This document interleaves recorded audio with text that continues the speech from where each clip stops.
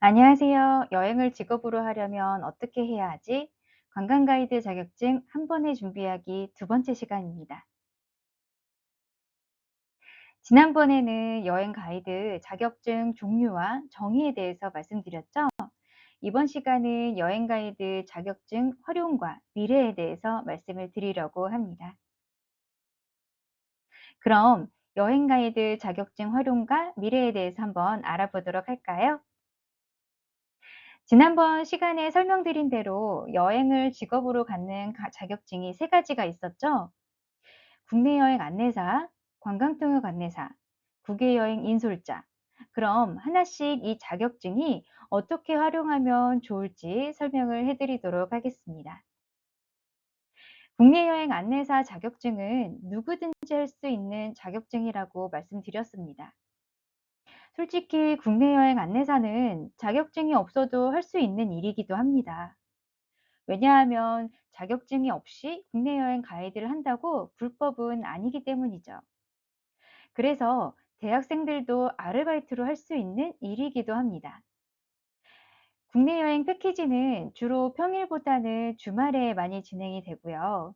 주말에 쉬는 사람이 더 많기 때문이죠. 그렇기 때문에 대학생들도 방학이 아니더라도 언제든지 할 수 있는 직업이기도 합니다. 그리고 이미 다른 직업을 가지고 있는 직장인들도 할 수 있는 일이기도 합니다. 혹시 여러분들이 나중에 일반 사무직에서 근무를 하더라도 주말을 활용해서 여행도 하며 돈을 벌 수 있는 세컨드 잡으로 활용할 수도 있으니까요.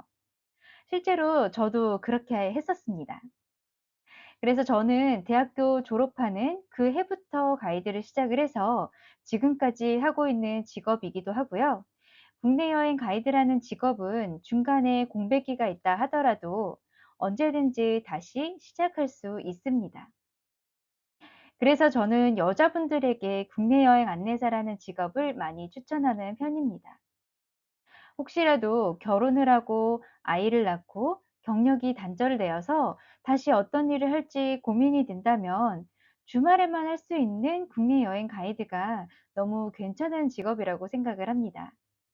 여행을 하면서 돈도 벌고 좋은 여행지에서 함께 즐길 수도 있으니까요.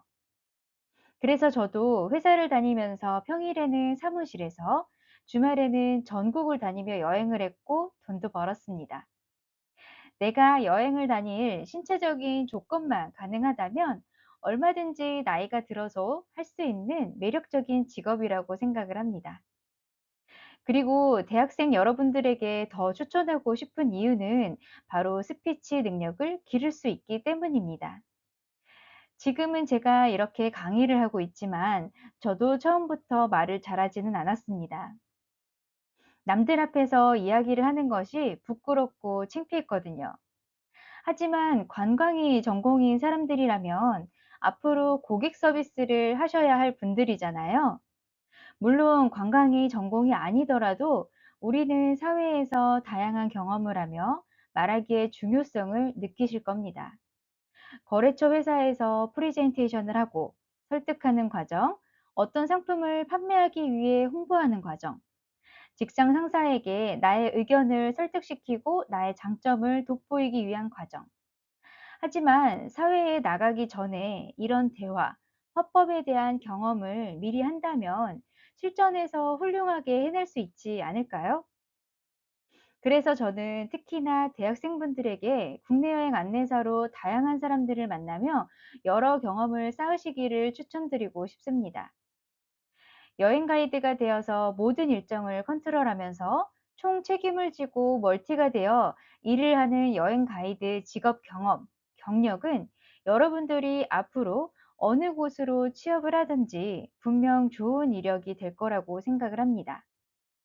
또한 여행 가이드를 하면서 계속 많은 사람들 앞에서 이야기를 하고 자연스럽게 무대 공포증이 사라지게 됩니다. 그래서 어느 순간부터 많은 사람들 앞에서 이야기를 할 때 자신감이 생기고 신뢰감을 준다는 이야기까지 듣게 되었습니다. 여러분들이 면접을 보러 간 자리에서 여러분들의 능력보다 더 멋지게 자기를 소개한다면 여러분보다 스펙이 좋고 능력이 좋은 사람보다 더 호감을 줄 수 있으니까요. 나중에 가이드라는 직업이 아니더라도 앞으로 사회에서 어떤 일을 하든지 우리가 말하는 능력은 아주 중요합니다. 그러니 사회로 본격적으로 나가기 전에 미리 여행도 하고 돈도 벌고 말하기 능력도 키워주는 국내 여행 안내사라는 직업을 꼭 경험해 보시기를 바라겠습니다. 제가 국내 여행 안내사 설명이 좀 길었죠. 그러면 관광통역 안내사 설명으로 넘어가도록 하겠습니다. 이번에 소개할 관광통역 안내사 자격증 역시 여러분들이 이 자격증을 가지고 있다면 해당 언어를 사용하는 곳에서는 나름 우대 조건으로 활용될 수 있습니다. 영어의 토익, 그리고 중국어의 HSK 같은 경우는 시험 성적이 유효기간이 있잖아요. 하지만 관광통역 안내사 자격증은 유효기간이 없습니다. 그래서 저는 HSK 점수를 요청하는 곳에는 HSK 점수는 없지만 중국어 관광 통역 안내사 자격증이 있습니다. 라고 이야기를 하죠. 토익 점수가 높다고 영어 회화를 잘하나요? 물론 잘할 수 있어요. 그리고 HSK 점수가 높다고 중국어 회화를 잘할까요? 아닐 수 있죠. 물론 잘할 수도 있고. 그런데 중국어 관광통역 안내사 자격증이 있으면 어느 정도 중국어 회화가 가능하겠구나라고 생각이 되지 않을까요? 저는 이 자격증 덕에 중국어 어학 능력은 검증된 셈이니까요. 그리고 관광통역 안내사 자격증을 가지고 있다면 1인 여행사로서의 역할을 할 수도 있고 여행사에 소속이 돼서 프리랜서 가이드로 일을 할 수도 있습니다.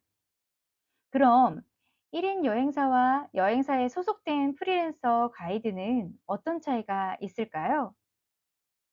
1인 여행사로서의 역할을 한다면 내가 나의 여행 상품을 만들어서 플랫폼에 올리고 손님을 직접 모객을 하고 모든 여행과 관련된 일정과 예약을 직접 해야 하는 것이고요.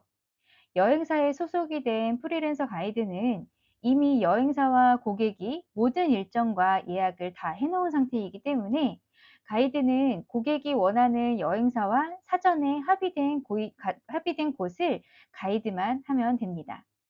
당연히 금액적으로 혼자 하는 것과 여행사에서 일을 받아서 하는 것은 다르겠죠. 하지만 대신 고객과의 접점에서 생기는 소소한 일들에 대한 스트레스가 없다는 장점도 있습니다. 그리고 관광통역 안내사 자격증을 가지고 있다면 그 확장 버전으로는 국제의료 관광 코디네이터까지 도전해 볼 수 있습니다.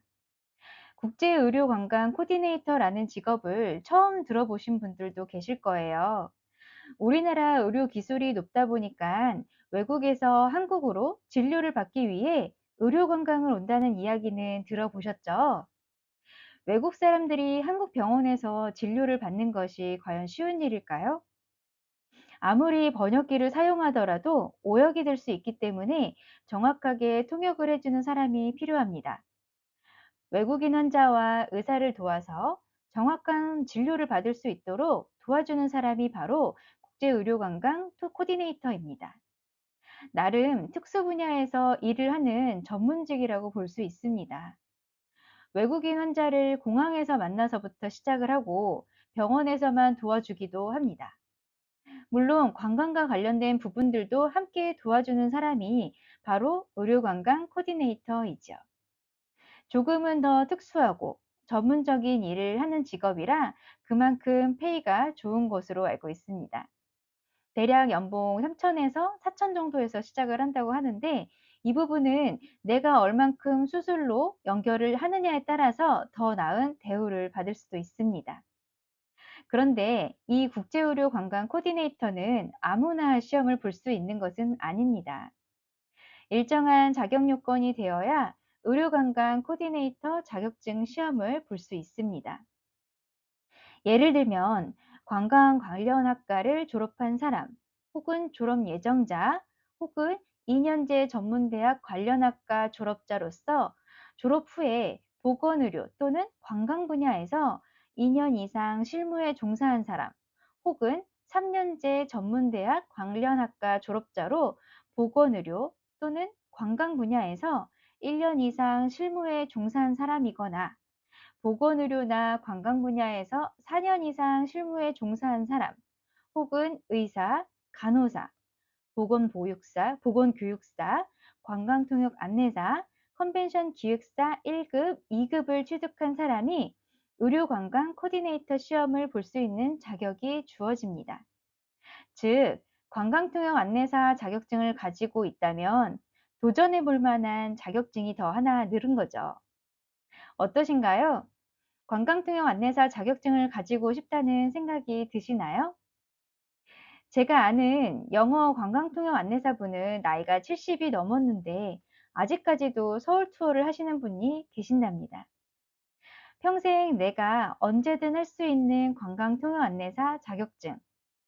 여러분들의 취업에도 도움이 되고 나중에도 도움이 될 테니 꼭 학교 다닐 때 미리 준비해서 멋지게 준비된 취준생이 되시기를 바라겠습니다.